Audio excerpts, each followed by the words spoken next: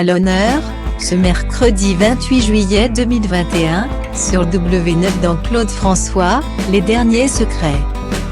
La vie du célèbre chanteur a connu beaucoup de rebondissements.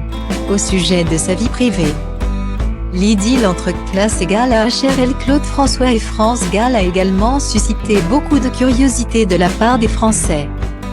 À la ville comme à la scène, les deux artistes étaient éperdument amoureux malgré leurs nombreuses ruptures.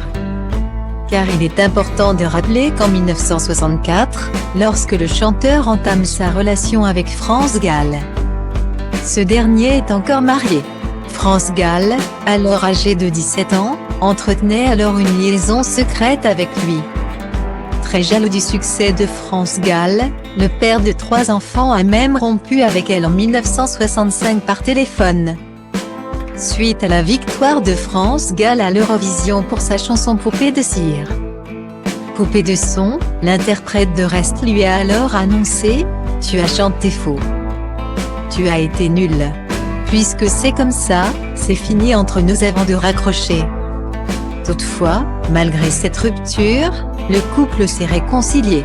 Quand j'ai rencontré France Gall, j'ai compris que mon cœur était cicatrisé, qu'à nouveau j'étais capable de dire je t'aime à une fille.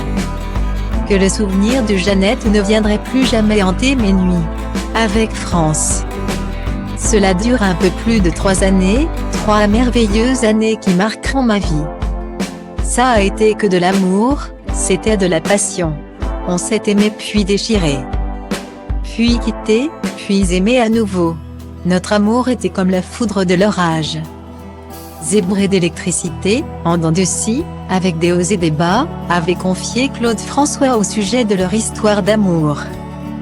Mais en juillet 1967, France Gall a décidé de mettre un terme à son idylle.